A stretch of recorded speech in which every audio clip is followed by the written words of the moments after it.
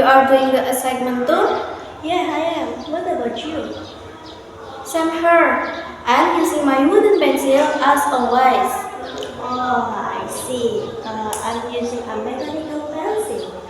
Interesting. Why do you prefer that one? Well, I want to save more trees. Wooden pencils are made from wood, and that means cutting down trees. Oh, I never really thought about that before. Yeah, with a mechanical pencil, I just replace the lid. No need to cut more trees. That actually makes a lot of sense. It's like helping the environment in a small but important way.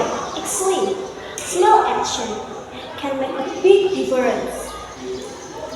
I guess I should try using one too. You should. It's also more practical. You don't need a straightener and it lasts so longer like this. Sounds perfect. Next time we have an assignment. I'll bring my new mechanical pencil. Awesome.